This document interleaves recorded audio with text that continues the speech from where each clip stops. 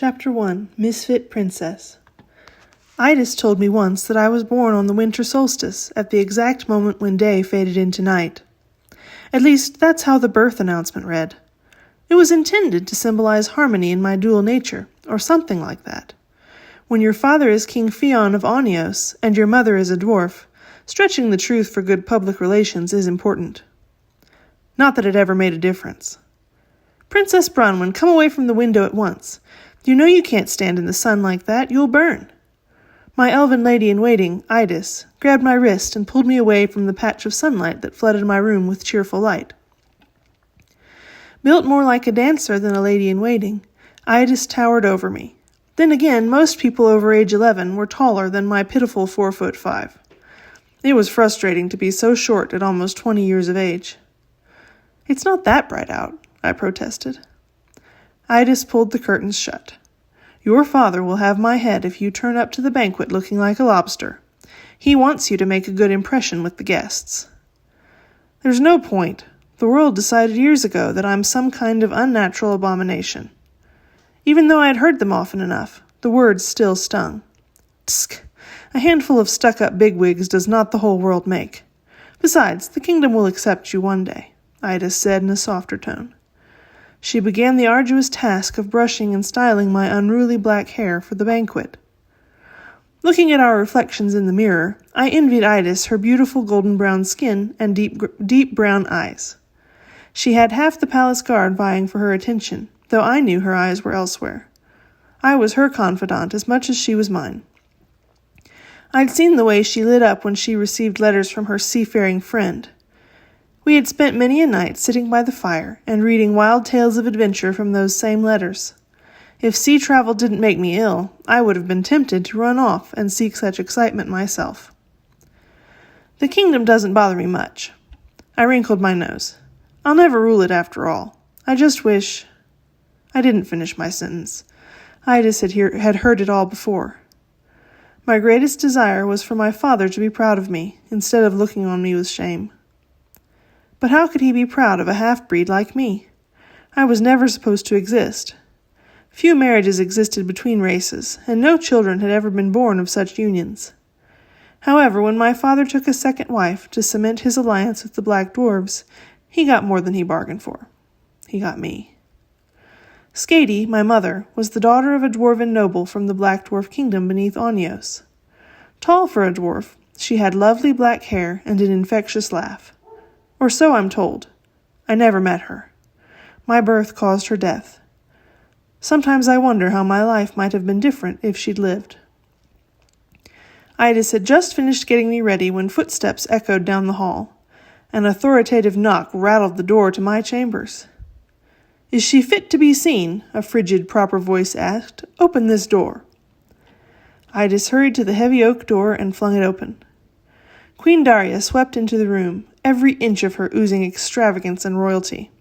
Her tall, lithe body was made even more imposing by her high heels and elaborate updo, chestnut locks braided, coiled, and interwoven with chains of gold. She wore a seafoam green gown that matched her eyes and made a striking contrast with her tawny skin. It was painfully obvious that she and I were not related. She sniffed, scrutinizing my appearance and looking for flaws. I suppose you'll do. My blue silk dress fell in graceful folds to the floor, hiding a new pair of high-heeled boots that made me appear taller. The sapphire pendant around my neck, a gift from my brother Briok, matched my dress. Idis had done wonders with my hair. It hung smooth and shiny down my back. Little braids framed my face. In spite of Idis' fears, my skin remained its usual pale porcelain, with no signs of sunburn. It was all for naught. I would never measure up to Daria's vision of what a princess should look like.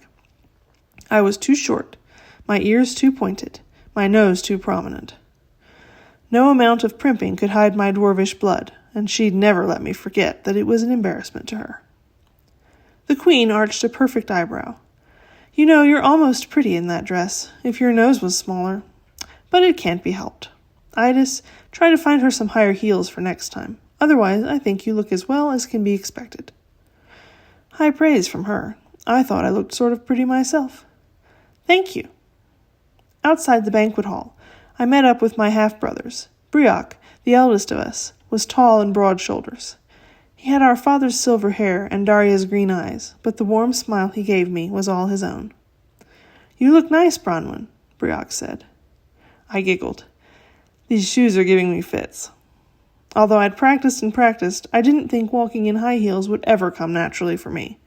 It required a lot of concentration, a level floor, and no sudden movements. Hopefully tonight's banquet wouldn't involve any dancing. My younger half-brother, Fowlin, looked down at me with disdain in his blue eyes. "There's a simple solution, big sis. You could just grow a few inches, or a few feet." We never got along, in spite of my efforts to make friends. Fowlin spent too much time with the Queen. I think he may have envied me the close relationship I share with Brioc as well. "Very funny," I said. It was nearly time to make our entrance. Tonight's banquet held great importance for our kingdom. It marked the beginning of peaceful negotiations between all the surrounding lands and peoples. There would be new alliances forged, new borders marked, and new peace treaties written, providing all went as planned. My tutor had talked of little else since the announcement of the summit. King Fion and Queen Daria sat at the head of the table, presiding over their guests, nobles, dignitaries, and royals from the surrounding kingdoms. I'd heard rumors that the Banshee Queen and the tribal leader of the Selkies would even be in attendance. Everyone would be watching us as we came into the hall. Nothing to worry about, right? "Just don't trip over the new carpet," I told myself. "You'll be fine." The servants flung open the doors, and I entered the grand throne room with my brothers. Brioc, as the eldest and first in line for the throne, led the way. Fowlin followed him, and I brought up the rear. I walked with all the grace and pride I could muster. These people didn't approve of me, but that didn't mean I couldn't approve of me. As I made my way towards my seat, I hoped for a glimpse of the non-human guests. It was so rare to encounter others who, like me, couldn't quite fit in with humanity. Sure enough, I saw the Queen of the Banshees, taking up 3 chair widths with her incredible bat-like wings. Her golden tunic made her paper-white skin seem to glow, giving her an exotic flair. The fire opals in her crown danced with a life her blank expression lacked. She was everything my books had led me to expect, and more. A few seats down, a man with wild, salt-crusted hair laughed loudly as he acted out some story. His linen tunic, decorated with seashells and pearls, had fine white sand clinging to its hem. The glossy sealskin draped around his shoulders confirmed what I had already guessed. This had to be the Selkie leader. I hadn't expected him to be so animated, but it was a welcome change from the stuffy human leaders that normally filled the banquet hall. I noticed several new human faces at the table as well. 3 men, dressed in black velvet wizard's robes, sat in places of honor near my father. I'd never seen them before, although it wasn't unusual for foreign wizards to visit our castle. Our alliance with the Black Dwarves and their dragon friends drew magical visitors from all corners of the land. I had little time to think about the strange wizards, however, because I had reached my chair. Brioc and Fowlin sat beside the king and queen. My place was beside Brioc. I had a custom-made chair designed to compensate for my height challenges. Somehow, today, that chair was missing. In its place, an ordinary dining chair stood. I often complained about my glorified booster seat, but I had never considered the awkwardness of going without it. Now what? I quickly glanced around the room. Perhaps my seat wasn't by my brother today? Well, there's nowhere else for me to sit.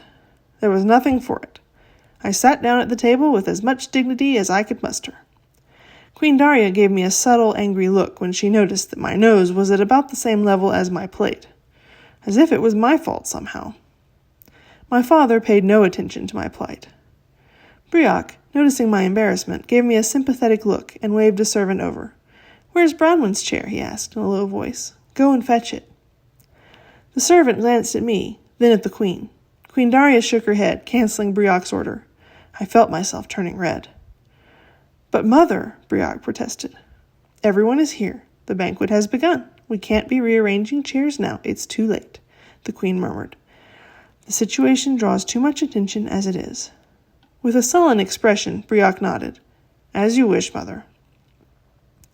All eyes were on me again, thanks to Brioc's well-meant attempt to help. I wanted to sink down in my chair and disappear under the tablecloth, but that would only make things worse. You're no longer a child that can get away with such antics, I reminded myself. There was a clatter at the other end of the table, and someone let out a squeal of shock. To my relief, most of the guests turned toward this new development. In all the excitement, my embarrassment seemed forgotten. I craned my neck to see what all the fuss was about. The ambassador from Daith, an elderly man with kind eyes, stood up slowly, the entire front of his embroidered silk shirt covered in soup. Oh dear, I seem to have made quite a mess. How clumsy of me. The ambassador was usually the picture of grace and decorum, so his accident surprised me. As servants clustered around him, dabbing at the ruined shirt, he winked at me over the heads of the other guests. He did that on purpose to help me, I thought. My heart warmed towards the old man. Thankfully, the rest of the banquet went smoothly. No one spoke to me, and I was happy to keep to myself. Most of the conversations around the table were dry, yawn-inducing affairs about crops and the weather anyway. If these people ever had something interesting to say, it certainly wasn't said in public. That's the end of Chapter 1. This has been Misfit Princess, Chapter 1 of The Fallen Crow. Chapter 1, Misfit Princess. Idis told me once that I was born on the winter solstice, at the exact moment when day faded into night. At least, that's how the birth announcement read. It was intended to symbolize harmony in my dual nature, or something like that. When your father is King Fion of Onios, and your mother is a dwarf, stretching the truth for good public relations is important. Not that it ever made a difference. Princess Bronwyn, come away from the window at once. You know you can't stand in the sun like that, you'll burn. My elven lady-in-waiting, Idis, grabbed my wrist and pulled me away from the patch of sunlight that flooded my room with cheerful light. Built more like a dancer than a lady-in-waiting, Idis towered over me. Then again, most people over age 11 were taller than my pitiful 4'5". It was frustrating to be so short at almost 20 years of age. It's not that bright out, I protested. Idis pulled the curtains shut.